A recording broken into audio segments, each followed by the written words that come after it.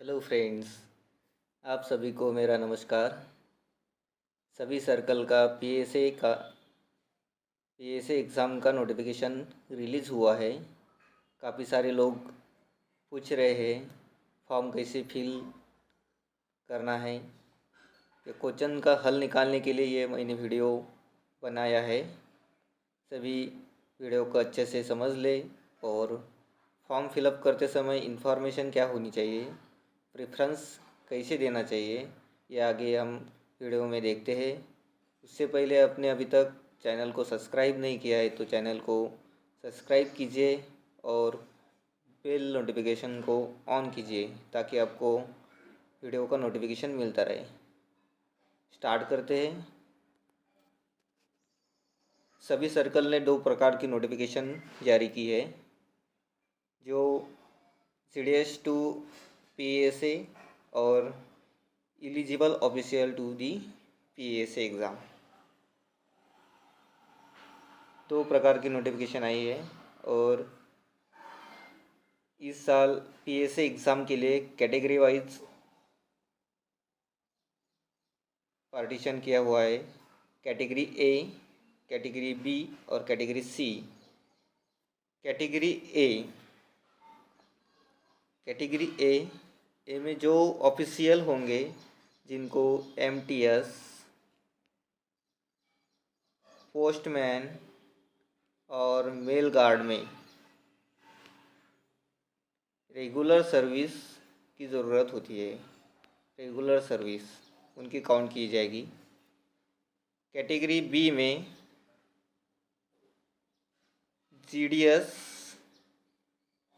Plus जो लोग promotion ले चुके हैं MTS में, पोस्टमैन में और मेल गार्ड में, इनकी सर्विस काउंट की जाएगी। और कैटेगरी सी में वह लोग जो CDS में रेगुलर सर्विस कर रहे हैं। आगे हम बताते हैं कि कौन से कैटेगरी के लिए कितना समय वर्क करना ज़रूरी है और कौन कौन एलिजिबल है। पहले हम नोटिफिकेशन देखते हैं। सभी सर्कल का नोटिफिकेशन रिलीज़ हुआ है। सभी सर्कल ने एक ही डेट पे एग्ज़ाम लेनी है, एक ही डेट पे नोटिफिकेशन निकाला हुआ है। डेट ऑफ नोटिफिकेशन है 12/6/2024। 12 जून को अपनी नोटिफिकेशन आई है PSA एग्ज़ाम के लिए। Last date of receipt of application from divisional head and controlling unit from eligible candidate. आपको फॉर्म फिलअप करना है तो लास्ट डेट होगी 3/7/2024, यानी कि 3 जुलाई तक आप फॉर्म फिल कर सकते हैं। Receipt of duly filled in application form the regional office send to by the divisional office controlling unit duly verified. अगर आपके फॉर्म में कोई गड़बड़ है, कोई वेरिफिकेशन है, तो 8 तारीख तक चलेगा, 8 जुलाई तक। और receipt of duly filled application form at circle office to be sent by RO duly verified. और जो वेरिफिकेशन सर्कल ऑफिस देगा वो 11 तारीख को देगा। उससे पहले आपको लास्ट डेट ध्यान में रखनी है। 3 जुलाई तक आप फॉर्म फिल कर सकते हैं। आगे है एडमिट कार्ड इशू होगा आपका 15 तारीख को, 15 जुलाई को। और एग्ज़ामिनेशन है 21 जुलाई को, ये आपको ध्यान में रखना है। सबसे पहले लास्ट डेट ऑफ रिसीप्ट जो है, यानी कि लास्ट डेट आप अप्लीकेशन कब तक कर सकते हैं, 3 जुलाई तक कर सकते हैं। सबसे इम्पोर्टेंट है, जो एग्ज़ाम होगा वो रीजन में ही होगा। रीजनल ऑफिस जो होता है उस रीजन में एग्ज़ाम होगा। एग्ज़ाम का टाइम होगा 10 AM। उसके बाद आपको एंट्री नहीं मिलेगी। आगे है हमारे महाराष्ट्र सर्कल का नोटिफिकेशन है। वैकेंसी आपके सर्कल के नोटिफिकेशन में दी जाएगी। कुछ कुछ सर्कल ने वैकेंसी रिलीज़ नहीं की है, रिलीज़ कर सकती है आगे। आगे हम देखते हैं एलिजिबिलिटी क्राइटेरिया। ये जो नोटिफिकेशन है, जो एलिजिबल ऑफिशियल्स है उनके लिए है, और जीडीएस के लिए अलग से नोटिफिकेशन आया है, वो भी हम देखते हैं। कैटेगरी ए में किसको रखा है? जो लेवल 1, 2 और 3 होती है पोस्ट में, उसमें कैटेगरी ए में रखा है official holding post in level 3 of pay matrix with 3 year of regular service in such post और 5 year of combined regular service in post in level 2, 1, 3 of pay matrix. Category A में जो candidate आएंगे कौन से होंगे? Level 3 के candidate होंगे जिन्होंने 3 ईयर की सर्विस कंप्लीट की है, यानी कि लेवल 3 में आएगा पोस्टमैन आएंगे, मेल गार्ड आएंगे। जिनको 3 ईयर कंटिन्यू सर्विस पोस्टमैन और मेल गार्ड में हुई है उनको कैटेगरी ए में रखा हुआ है। और ऐसे भी ऑफिशियल है जिनकी सर्विस 5 ईयर हुई है, इसको मिला के लेवल 1, लेवल 2 और लेवल 3 को मिला के, यानी कि एमटीएस, डिस्पैच राइडर या पोस्टमैन को मिला के 5 ईयर सर्विस हुई है, उनको भी कैटेगरी ए में रखा हुआ है। ये आपको ध्यान में रखना है। ये कैंडिडेट फॉर्म फिल कर सकते हैं। जिस भी ऑफिशियल ने लेवल 2 में 5 ईयर की सर्विस कंप्लीट की है उनको भी कैटेगरी ए में रखा हुआ है। Official holding post in level 1 पे मैट्रिक्स 5 ईयर रेगुलर सर्विस, जिस ऑफिशियल ने लेवल 1 में 5 ईयर कंप्लीट किया है उनको भी कैटेगरी ए में दिया हुआ है। लेवल 1 में आएंगे एमटीएस और लेवल 2 में डिस्पैच राइडर, ये पोस्ट आएगी। आपको ध्यान में रखना है जिस भी एमटीएस को 5 ईयर्स की सर्विस रेगुलर हुई है उनको कैटेगरी ए में रखा हुआ है। पोस्टमैन, मेल गार्ड, उनकी 3 ईयर की रेगुलर सर्विस हुई है उनको कैटेगरी ए में रखा हुआ है। आगे है कैटेगरी बी। कैटेगरी बी में किसको रखा हुआ है? जो भी ऑफिशियल है लेवल 1, 2 और 3 उनको मिला के उनकी सर्विस 8 ईयर की हुई है, 8 ईयर की,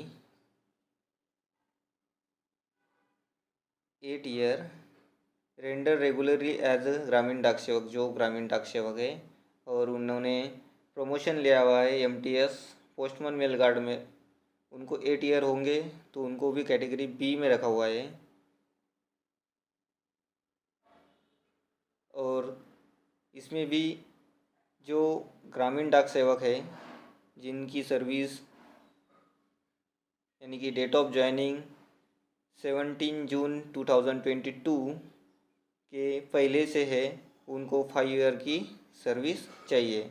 इसको मिला के लेवल 1, लेवल 2, लेवल 3 यानी कि एमटीएस, पोस्टमैन और जीडीएस में मिला के उनकी सर्विस 5 ईयर होगी 2022 के पहले जीडीएस की, तो उनको कैटेगरी बी में रखा जाएगा। और जो रेगुलर जीडीएस में 8 ईयर हुए हैं उनको भी कैटेगरी बी में रखा जाएगा। ये आपको ध्यान में रखना है।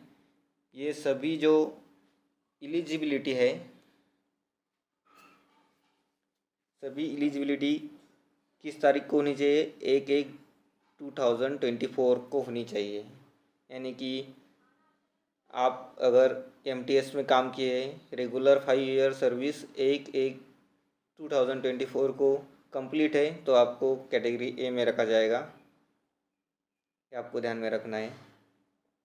सभी जो एलिजिबिलिटी दी हुई है 1/1/2024 को ही कंप्लीट होनी चाहिए। आगे कैटेगरी ए और कैटेगरी बी का मतलब है, कैटेगरी ए की अगर पोस्ट बचती है, वैकेंट रहती है, तो कैटेगरी बी को मिलती है, और कैटेगरी बी की पोस्ट वैकेंट रहती है तो कैटेगरी सी को मिलती है। कैटेगरी सी में जो जीडीएस टू पीए का नोटिफिकेशन है, कैटेगरी सी में जीडीएस आएंगे जो रेगुलर सर्विस जीडीएस में कर रहे हैं।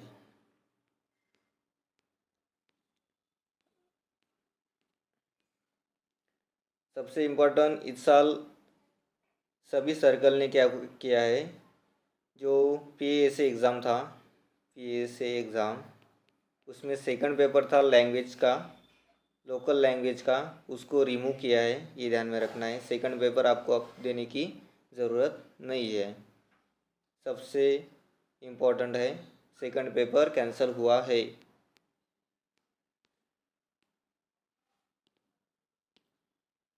आगे है और एक नोटिफिकेशन है, नोट है, जो टेस्ट होती है data entry skill test, first paper होने के बाद ये अलग से जो सर्कल नोटिफिकेशन निकालेगा उस दिन अलग से ये कैंडिडेट जो एलिजिबल होंगे टेस्ट के लिए उनके लिए ये टेस्ट होगी, अलग से तारीख को होगी, उसी दिन नहीं होगी। आगे प्रेफरेंस, प्रेफरेंस कैसे भरना है।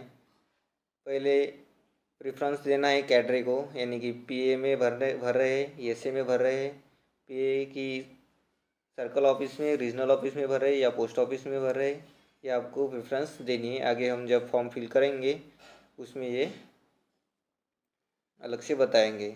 उसके बाद आपको प्रेफरेंस देना है डिवीज़न को, अपने तुम्हारा जो डिवीज़न रहेगा उनको, डिवीज़न को प्रेफरेंस देना है। फॉर्म फिलअप करते समय एनेक्सर ए और एनेक्सर बी फिल करना है। एनेक्सर बी है पोस्ट जो होगी, यानी कि वैकेंसी जो होगी कहाँ कहाँ पे होगी, उन जगहों के नाम को प्रेफरेंस देना है एनेक्सर बी में। और एनेक्सर ए में आपको इंफॉर्मेशन भरनी है। आगे हम देखते हैं। एग्ज़ामिनेशन का सेंटर रहेगा आपका regional office,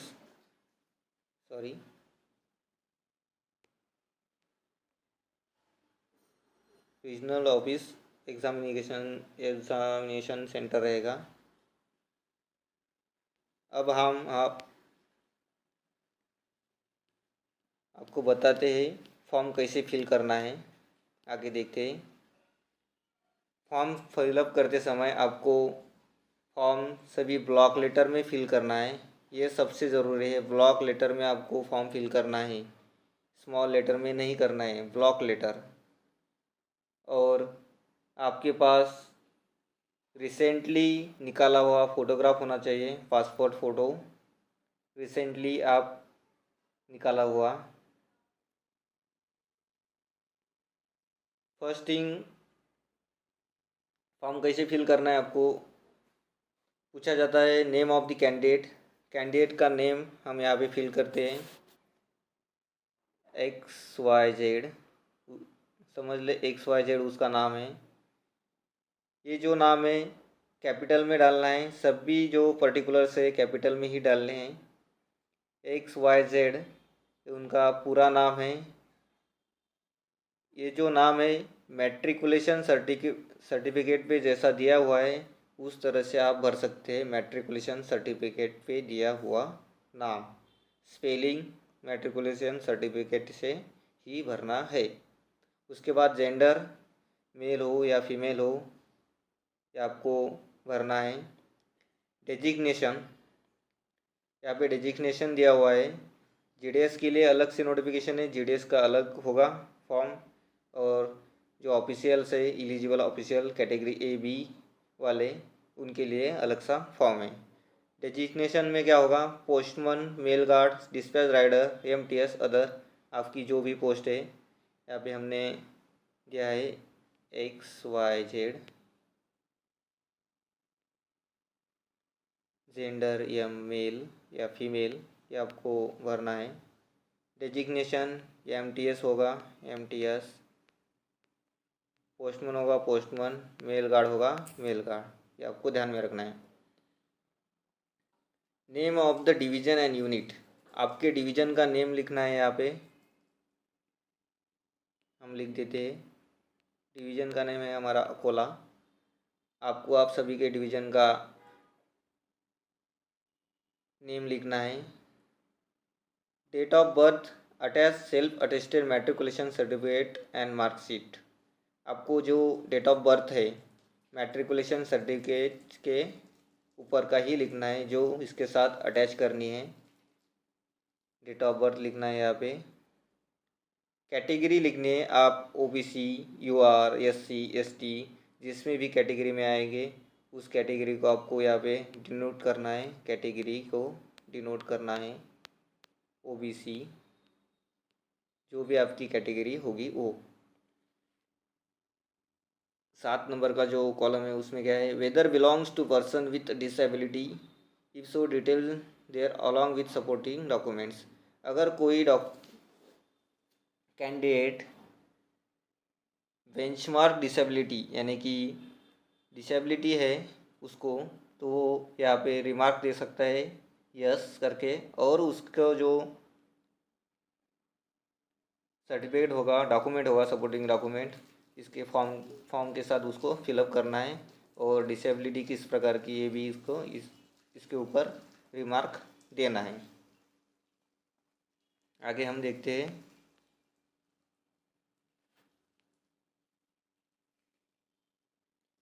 date of entry in the department.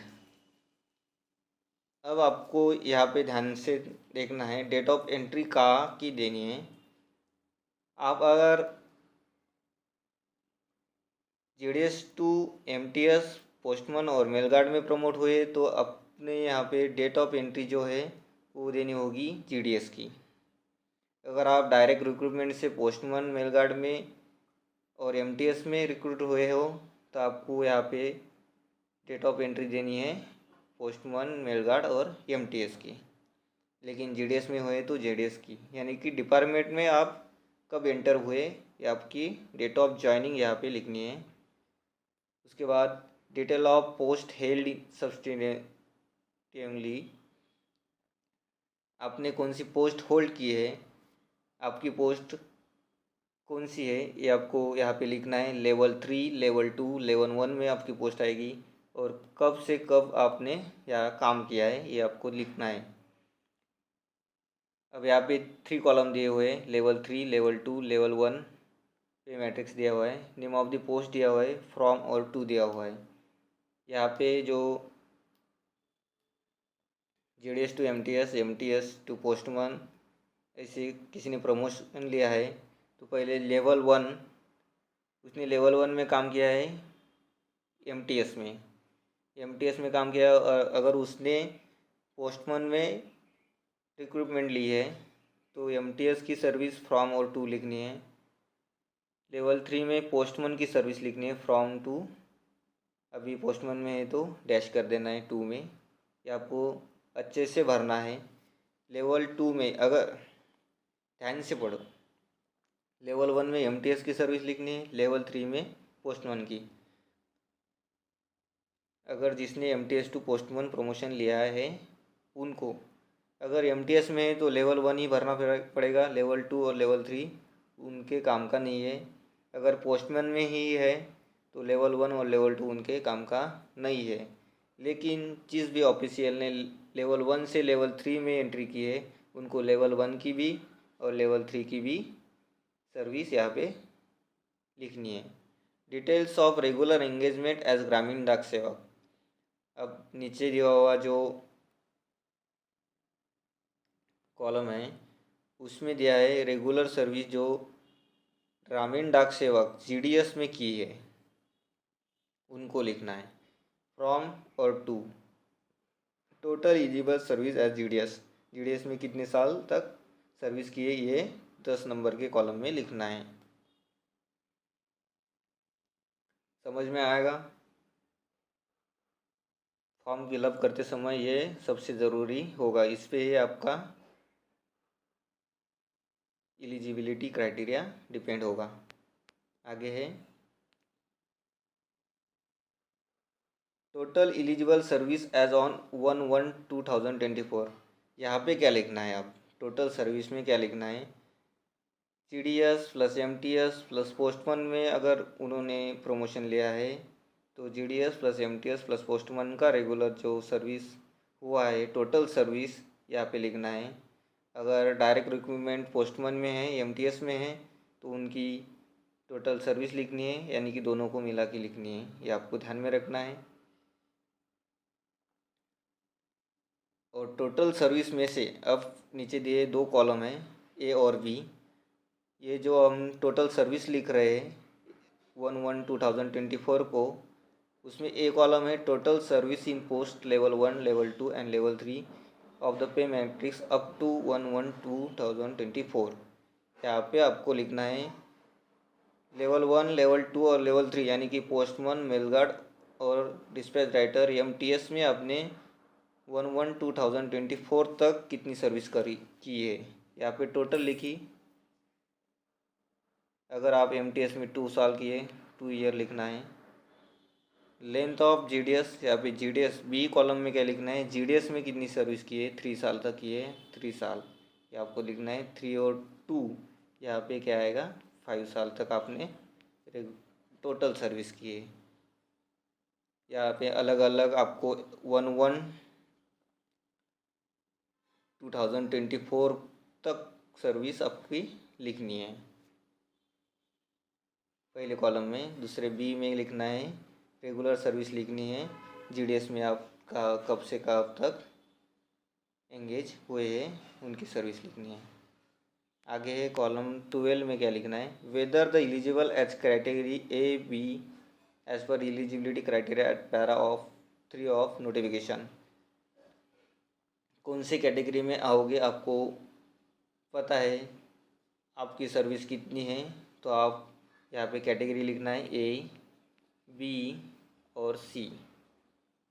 फिर से यहाँ पे बता देता हूँ, ए कैटेगरी में जो ऑफिशियल पोस्टमैन और मेलगार्ड में है उनको रेगुलर 3 ईयर सर्विस हुई है तो कैटेगरी ए में आएगा। एमटीएस को 5 ईयर की सर्विस हुई है तो कैटेगरी ए में आएगा। एमटीएस प्लस पोस्टमैन की सर्विस 5 ईयर की हुई है तो वो भी कैटेगरी ए में आएगा। और कैटेगरी बी में कौन आएगा, जो GDS plus MTS, GDS plus postman की सर्विस 5 ईयर 2022 के पहले हुई है वो कैटेगरी बी में आएगा। और 2022 के बाद हुई है तो वो कैटेगरी सी में आएगा, ये आपको ध्यान में रखना है। Whether working in APS, army post office में वर्क करता है तो यस करने का है, नहीं करता है तो नो करने का है। जो सिविल पोस्ट में काम कर रहे हैं वो सभी नो करेंगे, आर्मी में कोई यस नहीं करेगा, इसमें नो ही आएगा। ये ऑप्शन सिर्फ आर्मी वालों के लिए है, आर्मी पोस्टल सर्विस वालों के लिए है एपीएस, यहाँ पे नो करना है। आगे 14 number column, whether any penalty is in currency और the disciplinary proceeding pending if yes detail of there. कोई आपके ऊपर कोई पेनल्टी लगी हुई है, आपको कोई चार्जशीट मिली है तो यहाँ पे मेंशन करना होगा, उससे आपकी एलिजिबिलिटी पे फ़र्क पड़ेगा। अगर आपके ऊपर कोई केस दर्ज है या कोई चार्जशीट आपको मिले, या आपको यहाँ पे मेंशन करना है और उसका डिटेल्स भी मेंशन करना है। यहाँ पे जिसके ऊपर कोई चार्जशीट नहीं है वो डैश कर देगा या नो कर देगा।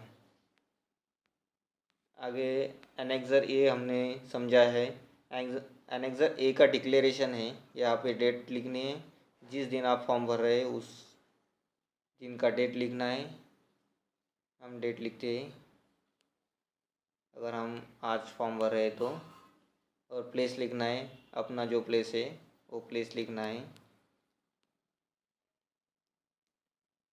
आपका सिटी का प्लेस लिख सकते हैं, आपका गांव का प्लेस भी लिख सकते हैं। यहाँ पे सिटी का ही प्लेस लिख लो या डिवीज़न का प्लेस लिख लो, कोई भी चलता है। और यहाँ पे कैंडिडेट की सिग्नेचर होनी चाहिए, सिग्नेचर मोस्ट इम्पॉर्टेंट है। सिग्नेचर के बिना आपका फॉर्म आगे नहीं भेजा जाएगा।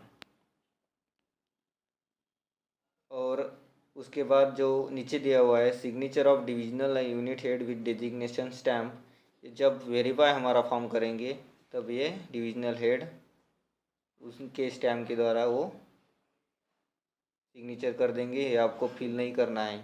यहाँ पे ध्यान में रखना है आपको। नोटिफिकेशन आप जब फॉर्म भरेंगे, सिग्नेचर ऑफ कैंडिडेट पे ही आपको सिग्नेचर करना है। कभी कभी हम गलती से यहाँ साइन कर देते हैं, ये तो गलत है। कैंडिडेट सिग्नेचर पर ही साइन करना है। आगे हम अब एनेक्सर बी, जो होता है हमारा प्रेफरेंस। एनेक्सर बी में आपका नाम लिखना है, कैंडिडेट का नाम, name of the region and unit. Region का नाम लिखना है, हमारा रीजन है नागपुर रीजन, और यूनिट है अकोला यानी कि डिवीज़न। रीजन और डिवीज़न का आपको नाम लिखना है। ऑप्शन फॉर पोस्ट, ये सबसे इम्पोर्टेंट है। ऑर्डर ऑफ प्रेफरेंस, आप किसके लिए ऑर्डर दे रहे हैं, first order, second order, third order. Order कैसे नंबर से दी जाती है, 1 2 3 से। पोस्टल असिस्टेंट, अगर आप सर्कल ऑफिस और रीजनल ऑफिस में काम करना चाहते हैं पोस्टल असिस्टेंट की पोस्ट पे, तो उसको ऑर्डर आपको क्या देना है। पोस्टल असिस्टेंट अगर आप पोस्ट ऑफिस में चाहते हो तो उसको ऑर्डर क्या देना है, और सॉर्टिंग असिस्टेंट आप रेलवे मेल ऑफिस में चाहते हो तो उसको क्या कहना है। अब आप आपकी सर्कल के हिसाब से जहाँ पे पोस्ट है वहाँ पे आप प्रेफरेंस दे सकते हो। लेकिन आपको पीए में प्रमोट होना है, एसए में प्रमोट होना है, या पोस्टल पीए में सर्कल ऑफिस में या रीजनल ऑफिस में जाना है, ये आपको डिसाइड करना है। सभी को जो ऑफिशियल पीए पोस्ट ऑफिस में पोस्टमैन एमटीएस पे है, वो क्या करेंगे, पोस्टल ऑफिस को postal assistant post office 1 number देंगे, सॉर्टिंग असिस्टेंट को 2 देंगे, और रीजनल ऑफिस को 3 देंगे। ये हमारा प्रेफरेंस ऑर्डर होगा। आप आपके हिसाब के अनुसार प्रेफरेंस ऑर्डर दे देंगे। आपको अगर रेलवे मेल ऑफिस में जाना है, सॉर्टिंग असिस्टेंट को 1 देंगे, पोस्टल को 2 देंगे, और 3 इसको देंगे। अगर आपको पोस्टल असिस्टेंट में पहले प्रेफरेंस देना है तो 1 2 3 ऐसा भी दे सकते हैं। ये आपको ध्यान में रखना है। उसके बाद है ऑर्डर ऑफ प्रेफरेंस। आपने ऊपर जो ऑर्डर दिया है वो नीचे ऑर्डर ऑफ प्रेफरेंस पूछा है डिवीज़न वाइज। यहाँ पे समझ लो, अगर आपको मुंबई जीपीओ को फर्स्ट प्रेफरेंस देना है तो यहाँ पे 1 लिखना होगा, 1। सिर्फ आंकड़े लिखने हैं। अमरावती को देना है तो यहाँ पे 2 लिखना होगा, सेकंड ऑप्शन। अगर आपको चंद्रपुर को थर्ड देना है, थर्ड लिखना होगा।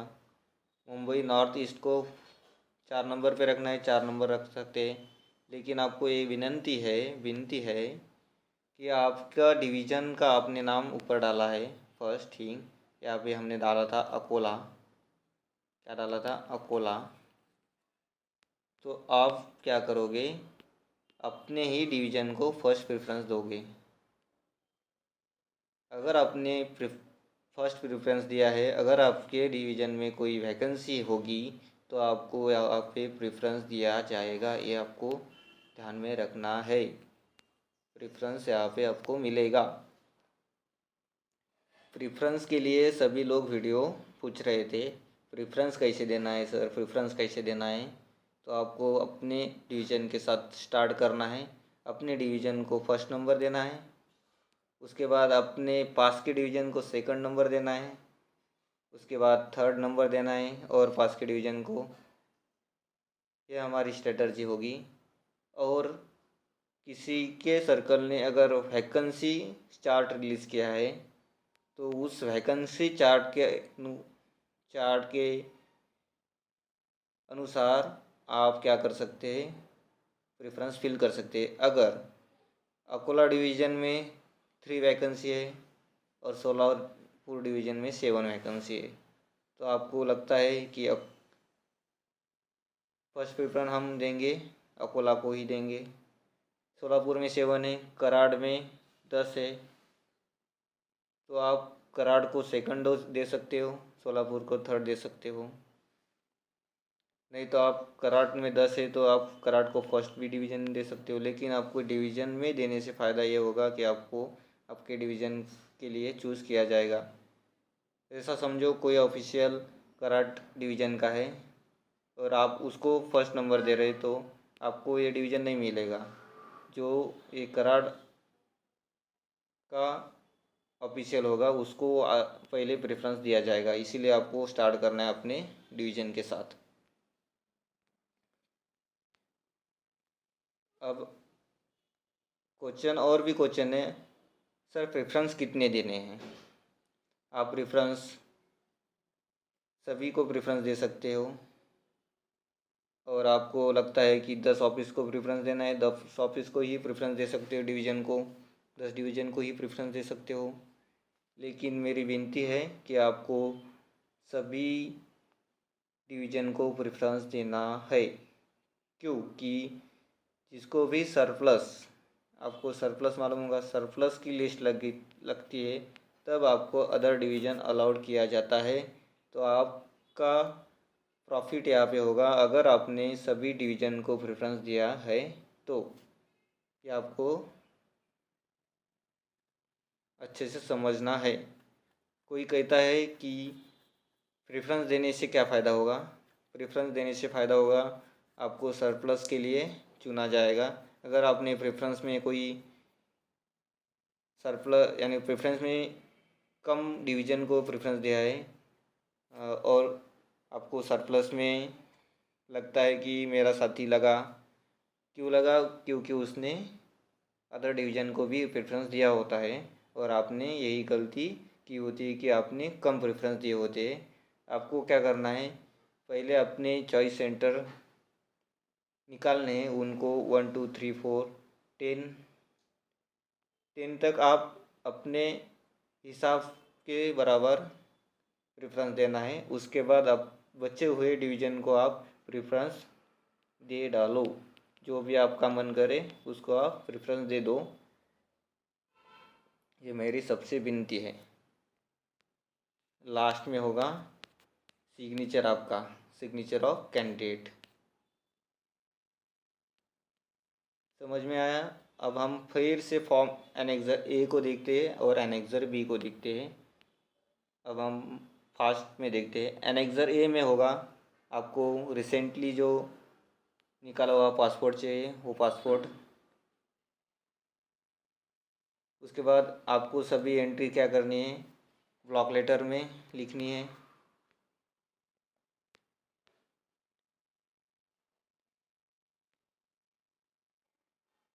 कैंडिडेट नेम आपको मैट्रिकुलेशन सर्टिफिकेट के अनुसार लिखना है।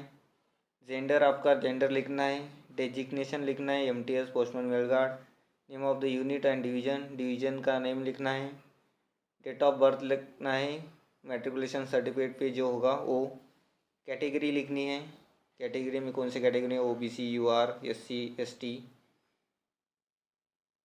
उसके बाद whether belongs to person with benchmark disability होगी तो यस करना है, नहीं होगी तो नो करना है। अगर होगी तो उसको लिए सपोर्टिंग डॉक्यूमेंट और कौन से किस चीज़ के लिए डिसेबिलिटी है वो भी आपको यहाँ पे मेंशन करना है। नहीं होगी तो डैश कर देना, नो कर देना।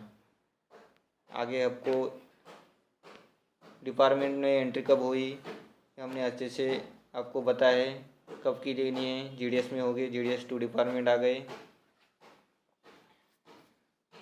Date of entry in the department, department ने एंट्री कब हुई ये आपको बताना है। Details of post held substantively, level 1 2 3 में आपने पोस्ट होल्ड की है तो उनकी डिटेल लेनी है। अगर एमटीएस से पोस्टमैन जाना है, गया है, एमटीएस की कब से कब की और पोस्टमैन में कब से कब चालू है, ये आपको डिटेल देना है।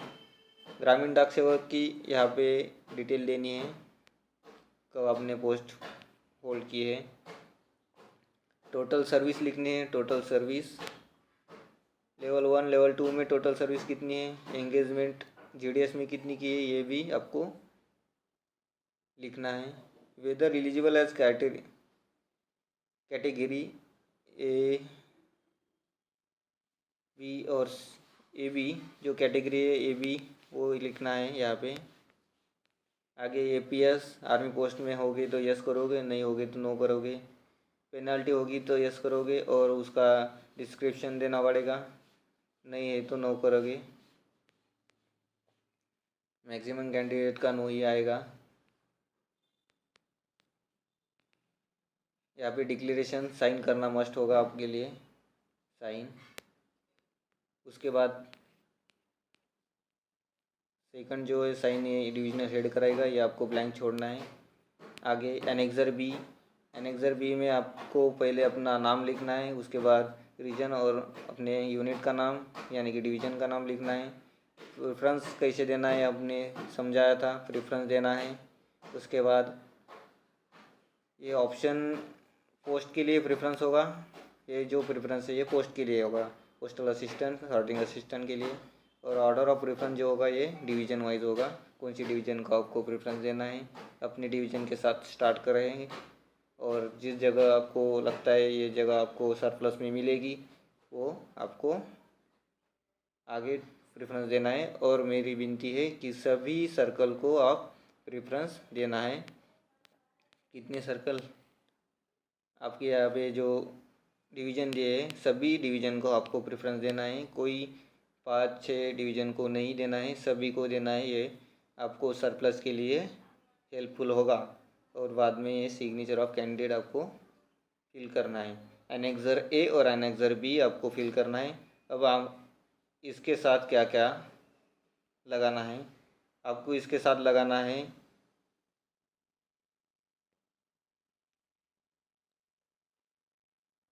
मैट्रिकुलेशन सर्टिफिकेट, लगा सकते हो, लगाना है। मार्कशीट लगानी है मैट्रिकुलेशन की,